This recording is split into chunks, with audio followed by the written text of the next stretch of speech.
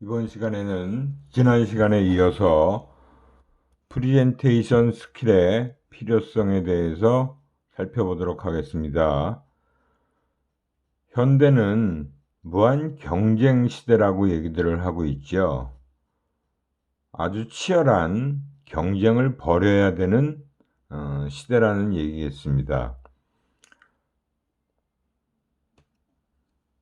열심히 일만 하면 되는 시대는 끝났다라고 할 수 있고요.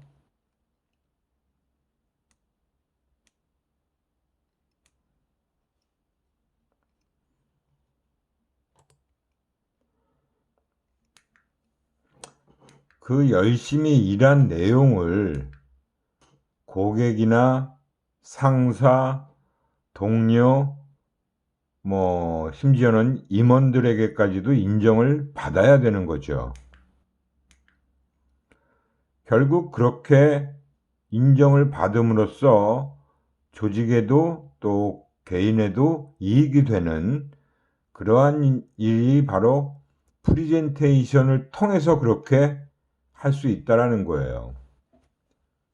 결국은 이 프리젠테이션 스킬이라는 것이 가능하게 이러한 일들을 가능하게 해준다라고 할 수 있죠. 결국 이 프레젠테이션이라는 것은 우리가 직장 생활을 하는 데 있어서 반드시 전문적으로 잘 해야만 성공적으로 직장 생활을 보장해 줄 수 있는 그런 게 바로 프레젠테이션이 될 수 있어요. 보고서만 잘 쓰고 그냥 분석만 잘하고 일만 잘한다고 해서 직장 생활이 순탄하게 이루어지는 건 아니에요. 성공적인 직장 생활에는 반드시 이 프리젠테이션이라는 게 필수적이라고 볼 수 있어요. 결국 이 프리젠테이션을 잘하기 위해선 이 프리젠테이션의 핵심 요인이 무엇인가를 정확하게 파악하는 게 중요합니다. 일단 프리젠테이션은 내용이 있어야겠죠. 무엇을 말하는가, 내용, 그리고 전달 방법, 어떻게 말할 것인가, 그리고 프리젠터의 태도, 누가 말할 것인가 하는 부분이에요. 그래서 내용이라는 건 전문 지식이 포함돼야 되고요. 분명한 목적과 목표가 설정돼 있어야 됩니다. 그리고 3P 분석을 해야 되고요. 기본 구성 및 기획 형태, 레이아웃이라고 할 수 있는 그런 부분이 잘 짜여져야 하는 것입니다. 전달 방법에는 어떻게 말하는가, 즉 강의 스킬을 얘기하는 거죠. 그리고 그 강의 스킬에는 이 PPT 파일이 바로 핵심적인 부분이 될 수 있어요. 그래서 이 PPT를 어떻게 구성할 것인가, 컬러는 어떻게 하고 어떤 식으로 시각화해서 보여줄 것인가, 그리고 어떤 그래프들을 활용할 것인가 하는 부분이에요. 단순 명료해야 되고요. 그리고 변화를 줄 부분, 변화를 주어야 되고, 일러스트화라는 것은 바로 어떤 그림으로 표현을 해 줄 것인가 하는 부분입니다. 전달 매체와 전개, 단계, 그리고 화술이 이 전달 방법에 다 포함되는 것들이라고 볼 수 있어요. 그리고 마지막으로 프리젠터, 누가 말하는가 하는 부분이죠. 그래서 프리젠터의 마음 자세가 중요하다라고 볼 수 있고요. 프리젠터의 인품, 그리고 이 프리젠테이션을 하는 동안 신뢰감이라는 부분도 형성돼야 되고요. 기타 환경 등등이 필요하겠죠. 그래서 이 프리젠터뿐만이 아니라 그 다음에 이 프리젠테이션을 하는데 어떤 내용을 가지고 어떻게 전달할 것인가, 그리고 누가 말하는가, 이 세 가지 핵심 요인이 프레젠테이션을 성공적으로 진행할 수 있는 부분이라고 볼 수 있습니다. 프리젠터의 자질이다. 뭐 특별히 이렇게 프리젠터의 자질이라고 해서 타고난 뭐 프리젠터는 사실 있지 않아요. 누구나 다 직장 생활을 할 때는 첫 출발선은 다 동일하죠. 그렇지만 이제 자기가 어떻게 일을 해 가느냐에 따라서 이 프리젠터로서의 자질을 점점 더 쌓아갈 수 있는 부분이 충분히 있을 수 있어요. 구성한 내용이 얼마나 전문적인 내용인가, 그리고 프리젠터가 자신감을 가지고 프리젠테이션에 임하는가, 그리고 기본적인 스킬을 갖추고 있어야겠죠. 순발력도 있어야겠고요.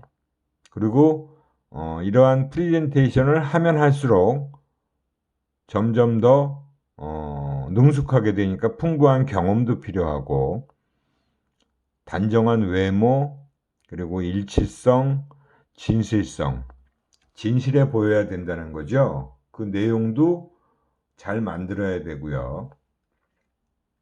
이런 것들이 바로 이제 프리젠테이션을 하는 프리젠터의 자질이라고 볼 수 있습니다. 이 프리젠테이션을 하기 위해서는 심리학의 이론이 접목이 좀 되어야 될 필요가 있어요. 그래서 프리젠테이션을 하는 데 있어서 활용해야 할 원리 몇 가지가 심리학 이론에서 접목시킨 원리라고 할 수 있는 것들이 몇 가지가 있다라는 거죠. 그래서 이러한 원리들을 좀 알고 내가 프리젠테이션을 하면서 활용하는 것이 좀 필요하다라고 볼 수 있어요.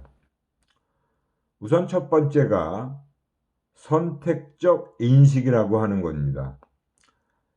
인간은 어떤 사물이나 현상을 카메라 렌즈처럼 있는 그대로 정확하게 인식하는 것이 아니고, 그 개인의 인지적인 틀이라는 게 있어요. 도식화된 틀이라고 볼 수 있고요. 그 도식이라고 하는 것들이 있고, 그 개인의 욕구 그리고 경험에 따라서 선택적으로 인식한다라는 것은 알고 있어야 되는 거죠.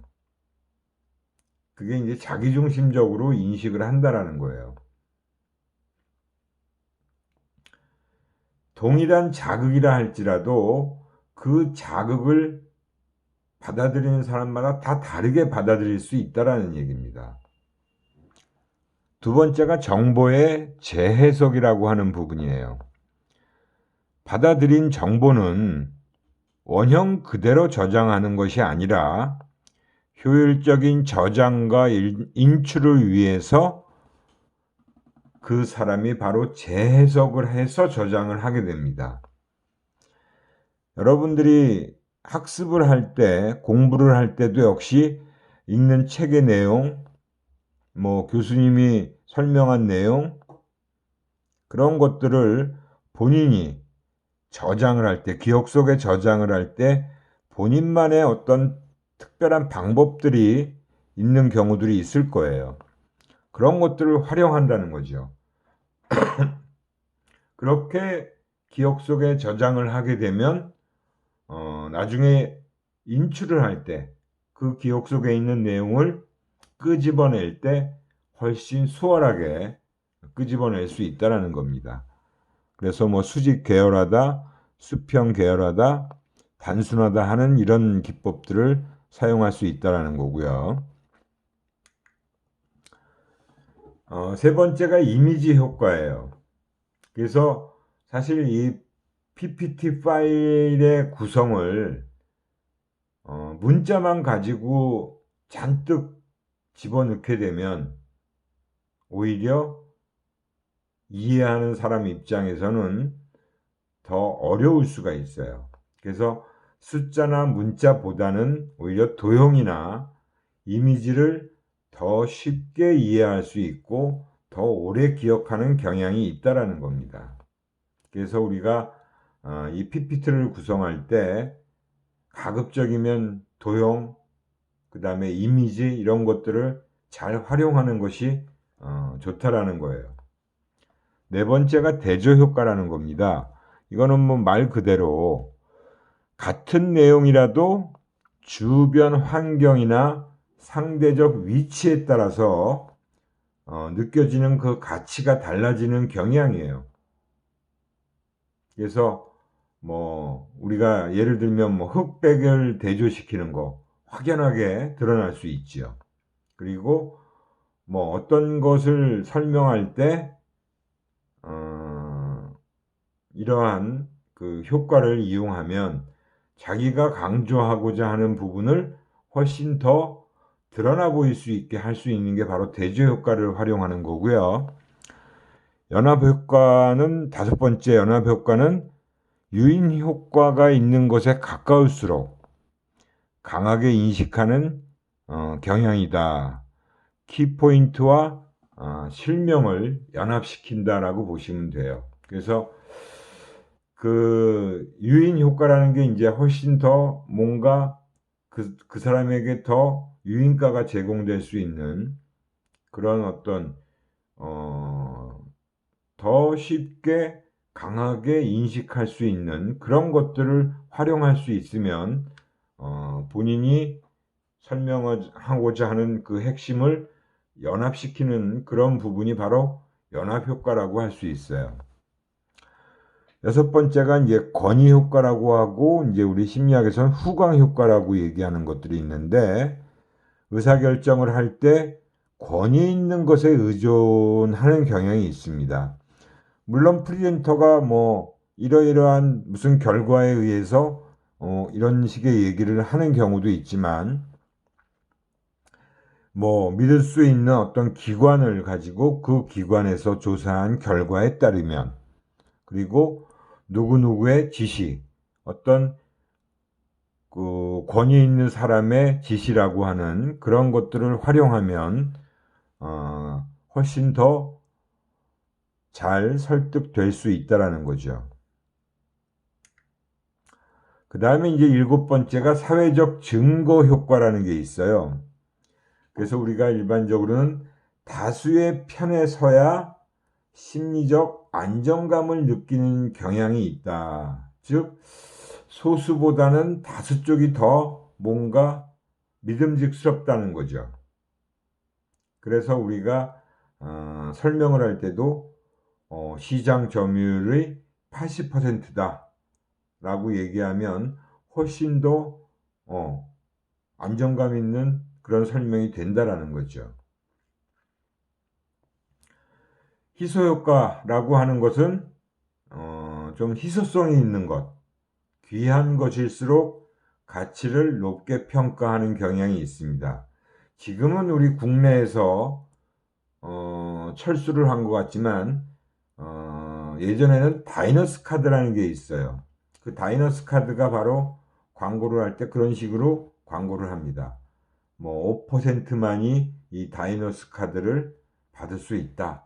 그러니까 아무나 다 발급받는 것이 아니고 일부 특별한 사람에게만 다이너스 카드는 발급된다라는 그런 식의 가치를 올릴 수 있는 그런 게 바로 희소성, 희소 효과라고 얘기를 하는 거예요. 아홉 번째가 호감 효과입니다. 친근한 것, 또 자신에게 호의적인 사람에게 더 호감을 느끼는 경향, 뭐 그런 게 이제 호감 효과라고 하는 것이고요. 열 번째가 공간 효과라고 해서 공간에 따라서 또 심리적 환경 자체가 달라지는 경향을 얘기합니다. 내가 지금 프리젠테이션을 어디서 하고 있느냐에 따라서 그 공간이 주는 어떤 심리적 환경이 차이가 날 수 있다라는 그런 경향성을 보이고 있는 것이다 라고 보시면 돼요. 이렇게 해서 우리가 이제 기본적인 프리젠테이션이 왜 중요하고 프리젠테이션이라는 게 무엇이고 왜 필요한지 그리고 핵심 요소가 뭔지, 그리고 프레젠테이션에 영향을 미치는 여러 가지 심리적인 원리들에 대해서 쭉 살펴봤어요. 그러면 지금부터는 이제 프레젠테이션을 할 때 어떤 것들이 필요한지에 대해서 또 살펴보도록 하겠습니다. 일단 인상 관리가 뭐냐 하면 프레젠터가 프레젠테이션을 시작할 때 첫 4분 안에 그 프레젠터의 인상이 어느 정도 결정이 되어진다라는 거예요. 그래서 첫인상이라고도 볼 수 있죠.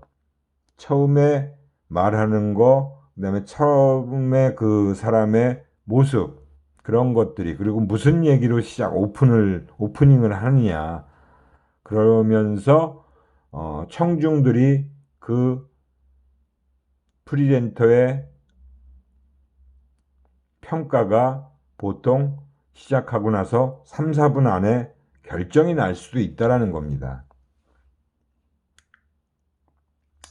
그래서 이제 첫인상에 영향을 미치는 좋은 인상을 주는 것과 나쁜 인상을 주는 그런 두 가지 대비되는 부분을 호흡, 목소리, 무의식, 자부심, 바디랭귀지, 전체적 인상에서 좋은 인상과 나쁜 인상으로 구분해서 정리해 놓은 내용이라고 보시면 됩니다. 호흡은 대체적으로 좀 여유 있는 호흡을 하는 게 좋겠죠. 그리고 느리고 깊은 호흡. 나쁜 인상을 주는 것은 바로 좀 호흡이 빠르고 초조한 인상을 주면 좀 좋지 않은 인상을 받을 수가 있어요.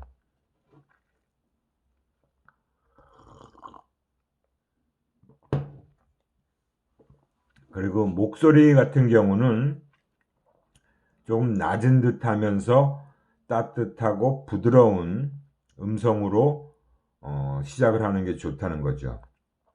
너무 높거나 또 목소리에 떨림이 있거나 또는 목소리가 좀 탁하게 들리면 역시 나쁜 인상을 형성하게 돼요. 무의식적으로 자신감을 내비치느냐 아니면 불안하다는 불안감을 내비치느냐도 또 영향을 미칠 수 있고요. 스스로가 나는 할 수 있어. 나는 대단한 사람이야. 스스로 자부심을 갖는 그런 모습을 보여야 되고, 난 안 돼. 나는 바보야.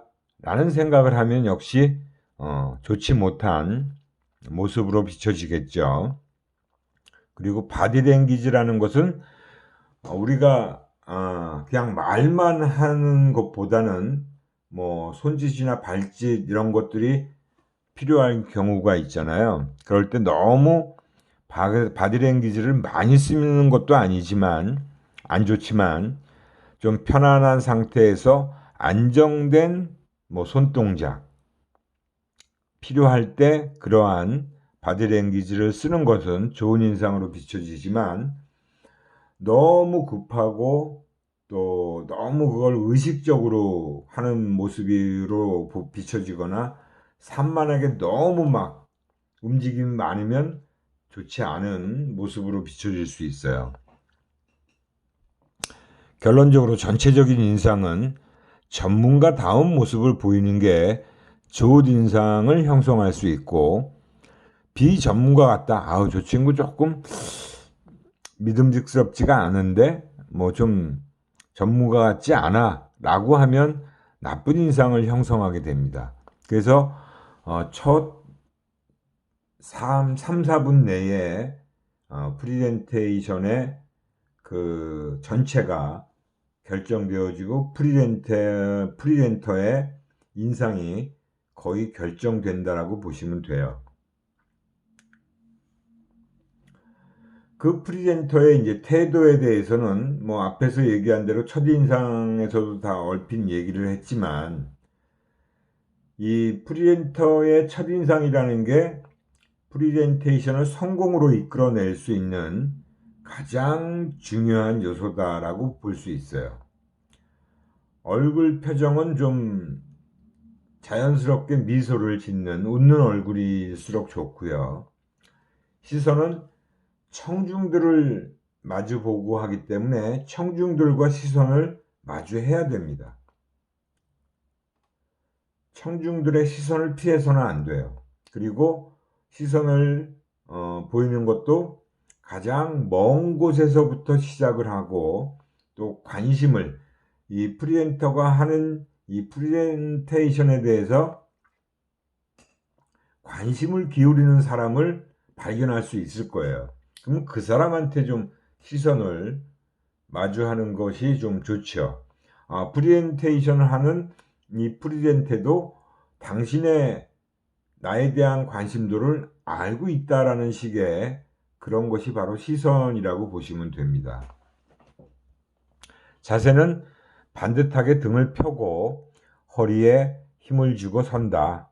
그리고 뭐 청중과의 거리는 장소에 따라서 틀리겠지만 뭐 2, 3m가 떨어져 있을 수 있죠. 복장은 단정하게 깔끔하게 입어야겠죠.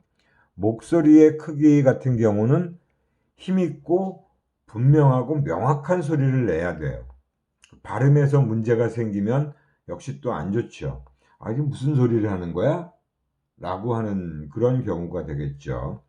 특히 맨 뒷사람이 잘 들리는지 한번 처음에 얘기를 하고, 그런 것들을 맨 뒤에 있는 분들한테 확인을 해보는 것도 필요한 일일 수도 있어요. 넓은 장소인 경우에는. 그리고 손동작 앞에서도 말씀드렸지만 너무 움직임이 많아도 안 된다 그랬죠. 그래서 손을 뒤나 앞으로 맞잡는 것은 하시면 안 된다는 거죠. 그래서 자연스럽게 손을 내려놓고 있어야 되지, 자꾸 손을 앞으로 잡거나 뒤로 잡는 거는 별로 좋은 모습이 아니다라고 보시면 돼요.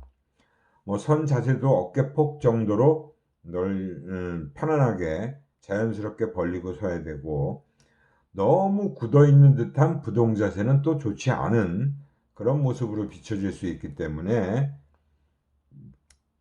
약간의 움직임을 주면서 프레젠테이션을 진행하는 게 좋다고 생각합니다. 그래서 지금부터는 이제 프레젠테이션의 6단계라고 해서 제 1단계부터 6단계까지 내용들을 쭉 정리를 해 놓은 것이라고 보시면 돼요. 1단계가 바로 목적 설정입니다. 뭐 내부에서 하는 프레젠테이션이 있을 수 있고 대외적인 프레젠테이션이 있을 수 있죠. 그죠?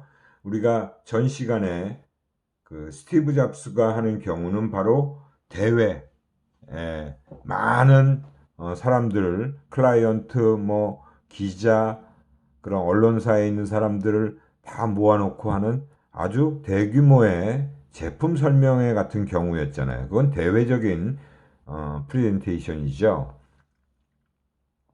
내부에서 프레젠테이션을 하는 경우가 더 많은 경우가 되겠죠.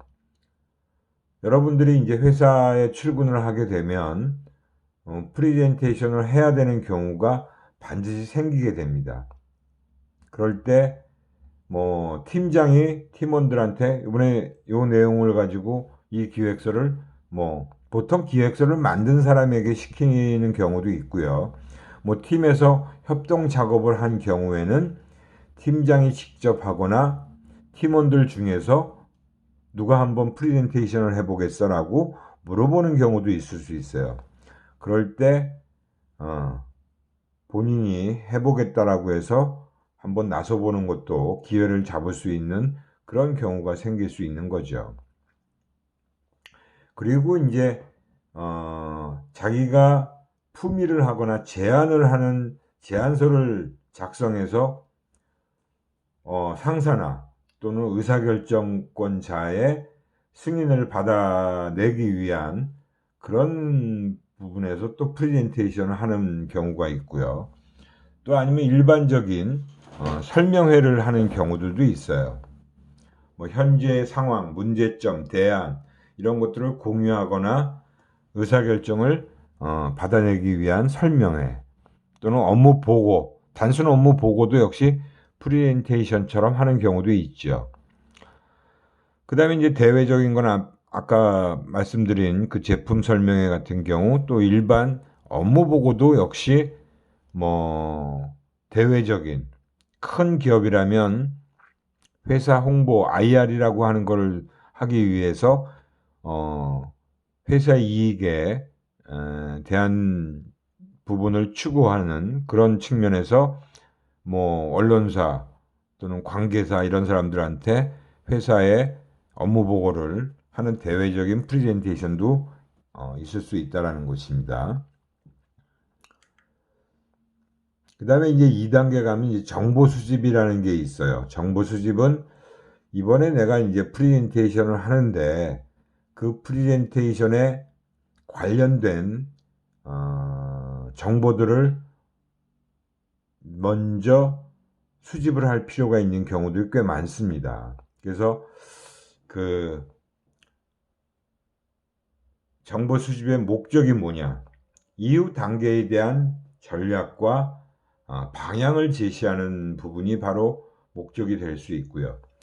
또 내용 구성에 이용할 데이터가 필요하면 그 데이터를 확보하는 것도 중요한 목적일 수 있고요. 그래서 목적 설정이 정확한지 확실한지 보완할 필요는 없는지를 검증하는 것이 바로 정보 수집의 목적이 될 수 있는 부분이고, 그 정보 수집의 대상은 일단 청중이 누구냐 하는 것을 정확하게 알고 있어야 돼요. 내가 이제 프레젠테이션을 누구를 앉혀놓고 하느냐. 그래서 그 청중들의 특성에 대해서 어느 정도 알아야겠죠. 그 청중들의 성별은 어떻게 되는지, 그 연령대는 또 어떻게 되고, 또 학력은 어떻게 되고, 직업은 어떻게 되고, 지위는 어떻게 되는지, 뭐 권한은 어느 정도 있는 사람들인지, 그리고 몇 명 정도가 참석하는지, 이런 것들은 당연히 미리 사전에 파악을 하고 있어야 되는 거죠. 왜냐하면 그 청중이 누구냐에 따라서 프레젠테이션도 달라지지만 그 프레젠테이션을 하기 위한 원고 내용도 그 청중의 특성에 맞춰서 작성을 해야 되기 때문에 그래요. 그리고 이제 만약에 뭐 자기 혼자만 하고 끝나는 것이 아니라 뭐 여러 명이 하루 종일 하는 프레젠테이션이 있을 수 있죠. 그래서 경쟁 상황으로 뭐 하는 경우, 뭐 공모전에 출품을 하고 그 공모전에서 만약에 어느 정도 본선에 가면 그 프레젠테이션을 또 해야 되는 경우도, 심사위원들을 앉혀놓고 프레젠테이션을 하는데 첫 번째 하느냐, 두 번째 하느냐, 뭐 몇 번째 하느냐가 그것도 순서가 중요한 경우도 있죠. 그리고 이제 발표자, 발표 내용, 발표 시간, 그리고 발표하는 장소의 상황, 뭐 이런 것들도 정보 수집을 해야 되는 대상이라고 볼 수 있습니다. 그리고 이제 프레젠테이션에 들어갈 프레젠테이션의 그 원고에 내용 구성의 원칙이라고 할 수 있는 것들이 몇 가지 있는데, 첫 번째가 청중의 입장에서 생각을 해야 됩니다. 일단 프레젠테이션 할 내용을 구성할 때도 청중의 우리가 앞서서 그런 청중이 누구인지를 파악한 정보를 가지고 청중이 꽤 수준이 높은 사람들인가 보다, 아니면 연령대가 좀 높고 뭐 학력은 대체로 뭐 평균적으로 고졸 정도, 뭐 대졸이 몇 명 있고 뭐 이런 정도다 하는 그런 것들을 알고 있다면 그 청중의 입장에서 그 내용을 구성해야 된다라는 거예요. 그 다음에 심리학 이론을 활용해서 내용을 구성해야 된다. 우리가 앞서서 심리학의 원리, 그죠? 원리들 한 10가지 정도를 쭉 말씀드렸죠.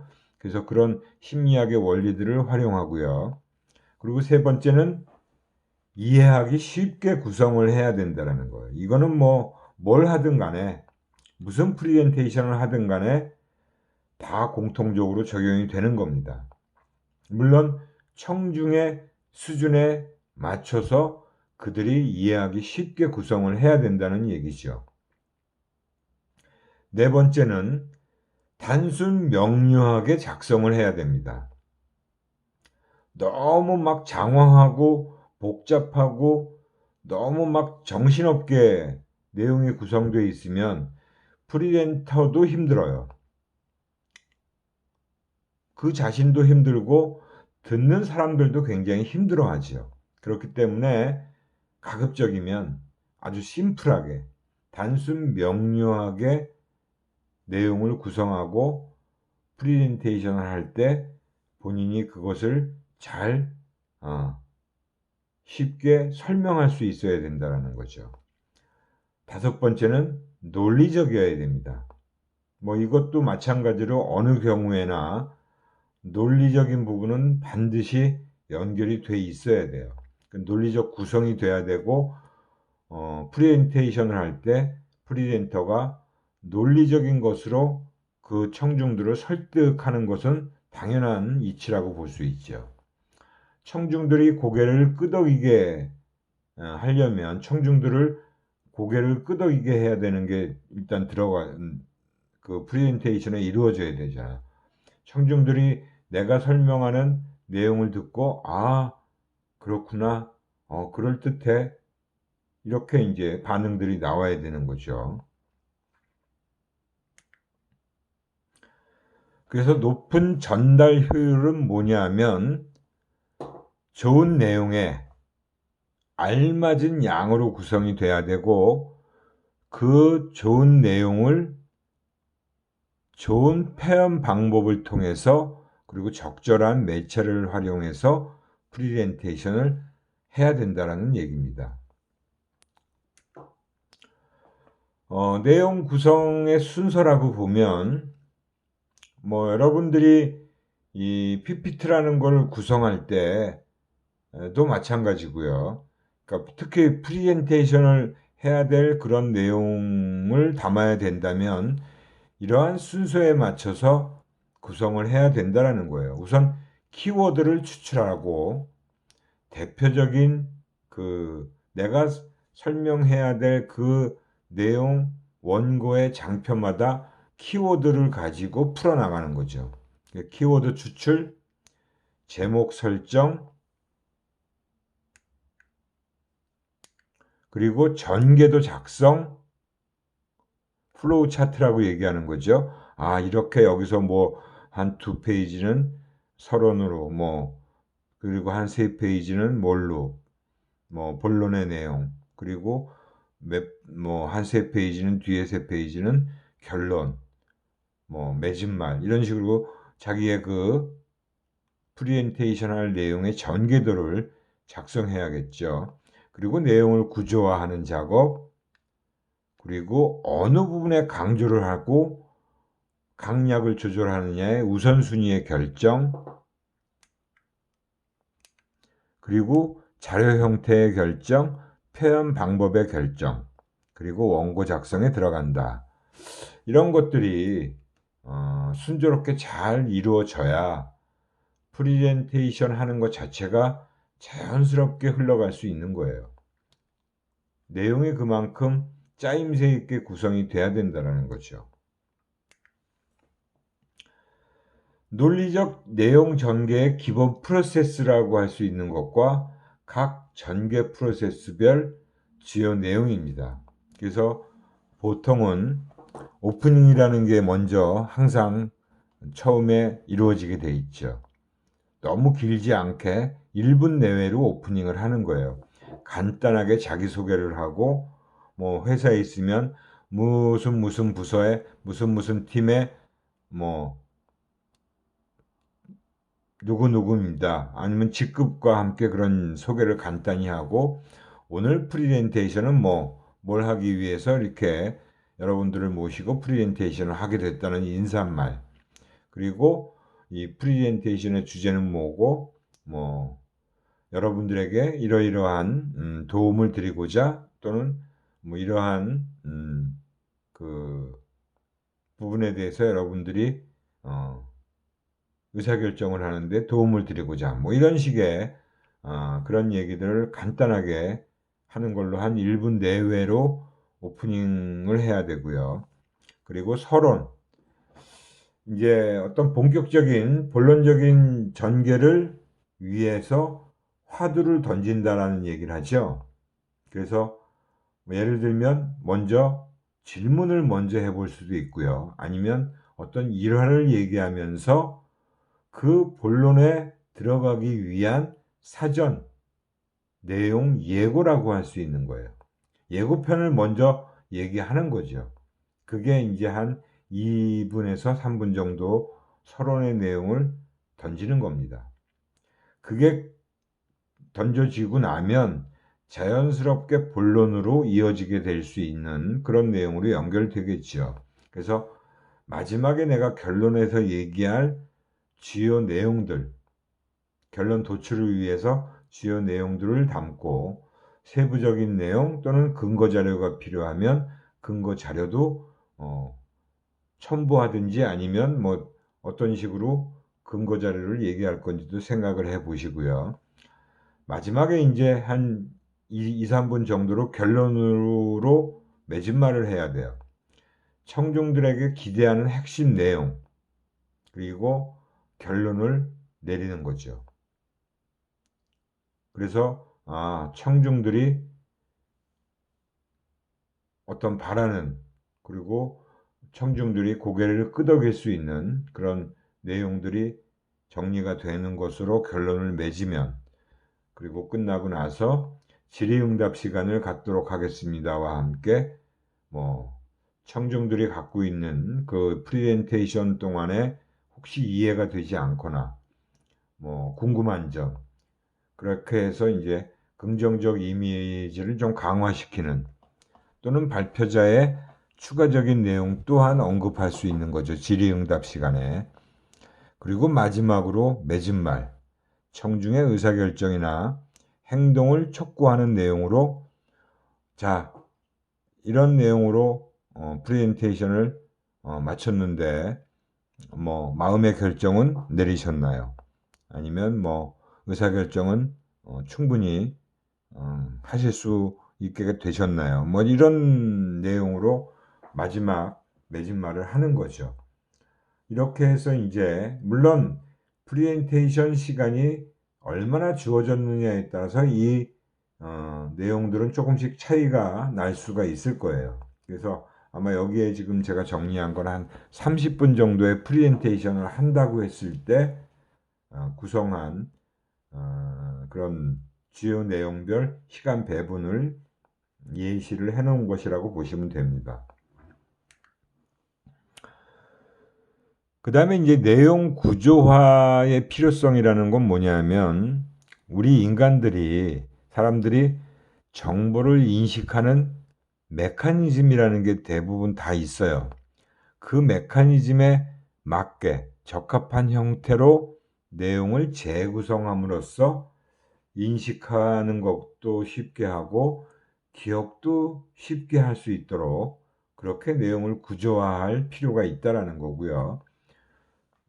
내용 구조화 방법에는 키워드를 중심으로 프레젠테이션의 목적을 달성시켜 줄 수 있는 모든 내용의 자료를 수직적 위계 또는 수평적 범주에 의해서 논리적으로 배열하는 것이 내용 구조화의 원칙이라고 보시면 돼요.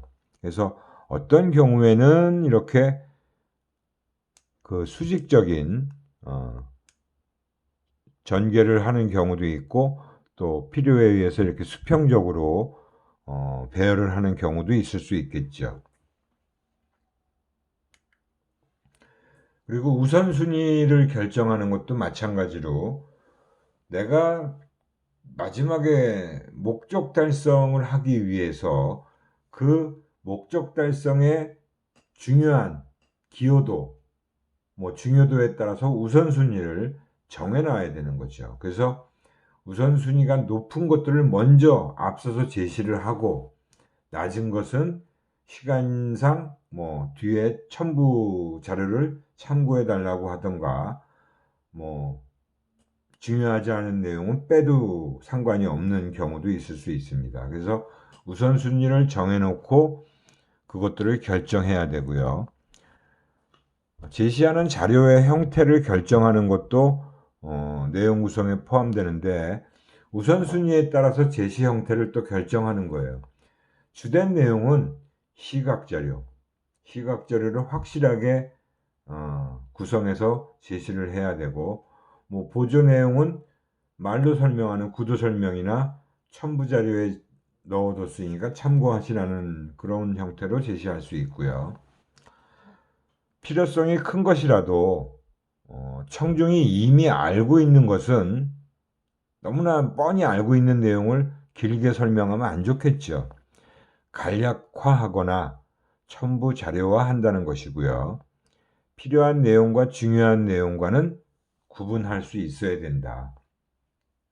그래서 청중들이 뭐가 중요하고 뭐가 중요하지 않은 것인지, 그리고 정말 필요한 게 어떤 내용인지를 구분해서 자료 형태도 결정을 해 놔야 되는 것입니다.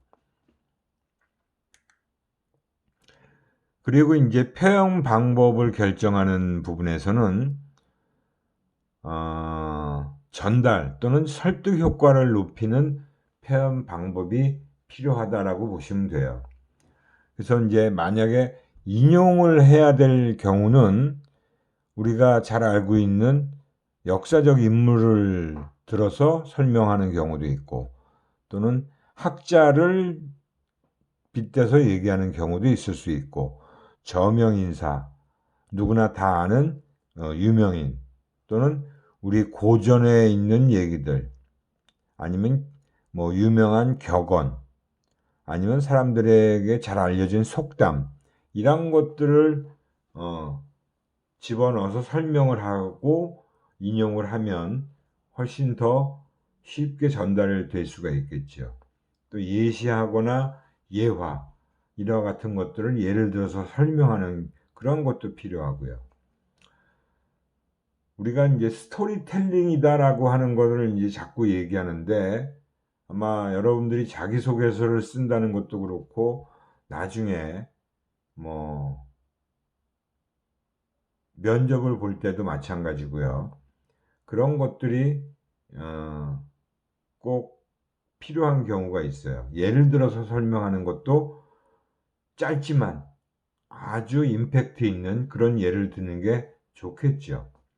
그 다음에 이제 수학적인 합리성이라는 것은 증명 자료, 통계 자료가 정확하게 제시되는 경우를 얘기하는 거고, 필요에 따라서 그렇게 할 경우도 있다라는 거죠. 구체적 이익이나 구체적 손실을 명확하게 제시해주고, 또 질문 같은 것도 필요하면 하는 경우들도 있어요.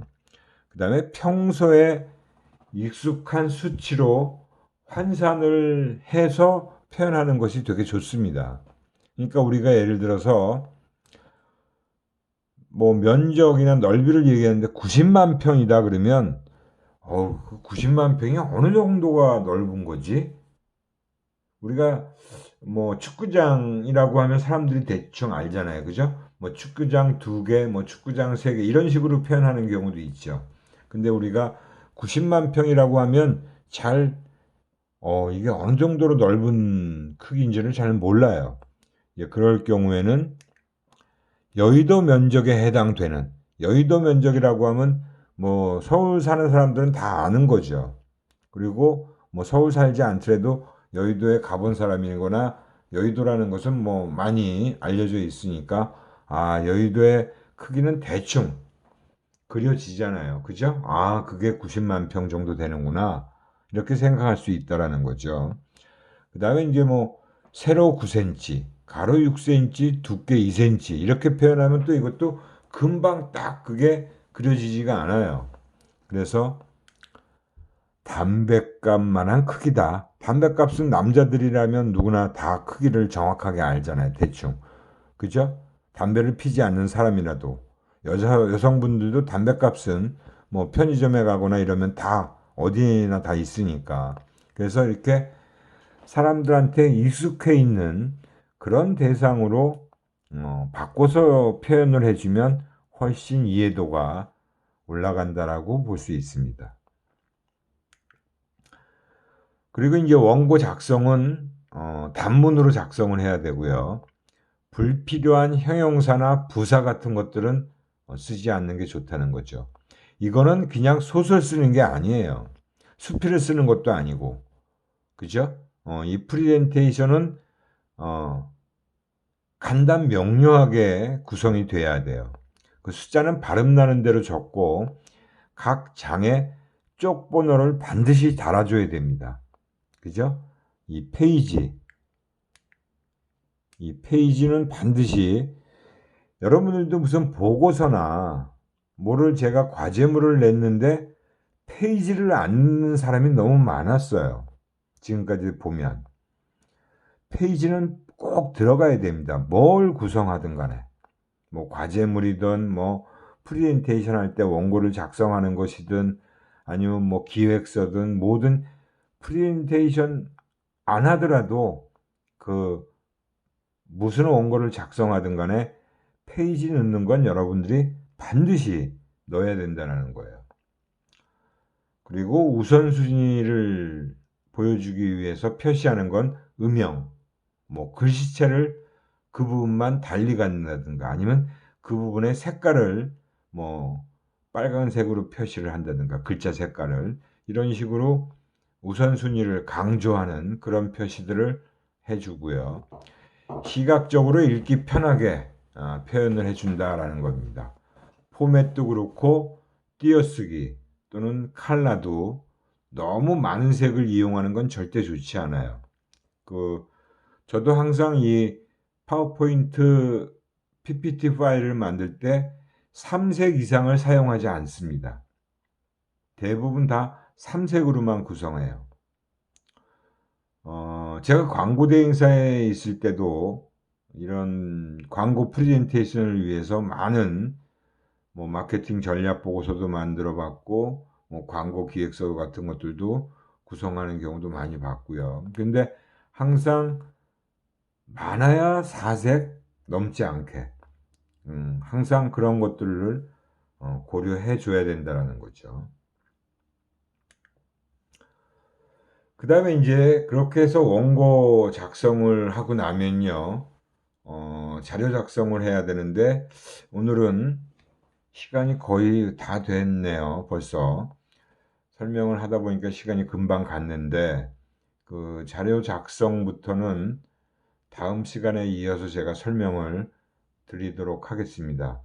제가 설명한 내용 중에 혹시 좀 더 설명이 필요하다든가 아니면 좀 정확하게 이해가 안 되는 부분이 있으시면 질문을 해주시면 제가 답변을 드리도록 하겠습니다.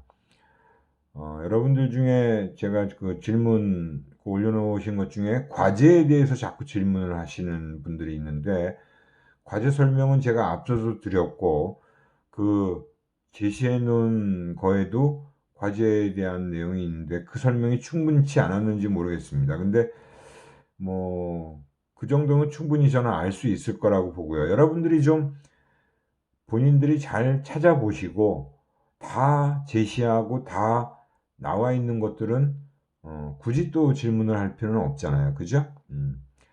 그 제가 수업 시간에도 늘 말씀드리는 것인 그런 부분인데 수업 시간에 제가 설명을 다 드렸는데도 그런 얘기를 또 자꾸 물어보는 경우도 있어요. 물론 놓칠 수도 있습니다. 하지만 지금은 영상을 또 볼 수도 있고 자료를 꺼내보면 다 확인하실 수 있는 것들이니까 충분히 다 내용을 본인들이 학습을 다 하시고 공부를 다 하시고 나서 정말 이건 이해가 안 간다 이 부분은 그런 내용들을 좀 질문을 해 주시면 좋겠다고 말씀드리는 거고요. 어, 네, 오늘은 이 정도로 내용을 마치도록 하고 다음 시간에 또 이어서 설명을 드리도록 하겠습니다. 수고하셨습니다.